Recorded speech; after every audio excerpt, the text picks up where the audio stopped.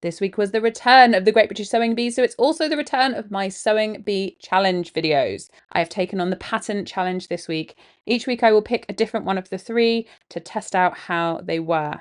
As you can see, we're doing this tie front top.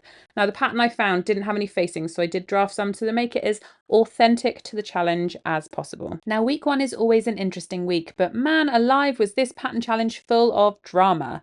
We had burnt holes, unfinished garments, wrong fabrics being chosen, you name it, it was all there. Now, I will say I was surprised that they were asked to finish it with ribbons rather than fabric made ties, because I think it would have just elevated the complexity of it slightly. But I guess maybe they were trying to keep it simple for week one. And as I move on to the first set of gathers in this pattern, I will say I was disappointed to see no one gathering the way I do it. I do think my way is easier, and if you don't understand what I'm doing here, I do have a whole video on it, don't panic. But generally speaking, I thought a lot of them, the final outcomes were really great, and I think it was lovely to see Kit go from I've never sewn gathers before to being top. And then we had the transformation challenge. Now, this always takes the contestants a few weeks to find their feet and get to grips with the fact that it's not about being the best sewn, it's just about showing your creativity. And a couple of them create some really interesting shapes and garments, but for the most part I found a lot of these quite, dare I say, boring.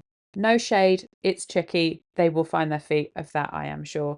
Now, I'm not 100% sure I agreed on the judges with it. I thought some of the ones at the bottom were more interesting than some of the ones that fell in the middle, but it was what it was.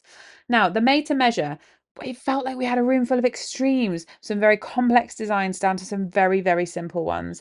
I mean, I can't remember who it was that said that they were lining it, and I'm thinking, why are you doing this? This is about shape. Now, I will just quickly interject in my own conversation to say at this point, I'm trying to figure out what ribbons to go with this fabric. I didn't have a huge amount in my stash, so I decided to make my own ribbon ties. I loved the blue, but I didn't have enough of it, so I think this was the right decision. Back to the made to measure. 3 of them using the same pattern was surprising. I'm surprised the producers let that happen, and self-drafting in week one makes me twitchy. Peter's gold shoulders were fabulous, but I felt I wanted more from the dress itself. I wanted a bit more shaping. I think if that belt hadn't been on, cinching it in, it would have looked quite sack-like. So I wanted a bit more from the dress, but that's just me asking for more. Week one, absolutely fine. I think if we got to week 3 or 4, the judges would have said something similar. But I think it was well deserved of garment of the week. I think it's fair that given that one of them was off sick, that they didn't send anyone home. Now I have come to the end of my pattern challenge, as you can see as I'm putting it on. Now they were given 3.5 hours for this challenge. I always time myself so that we can be clear about whether this was achievable in the time. And I took just under 2 hours, even with me making the fabric ties. Couple of caveats. I am a professional dressmaker.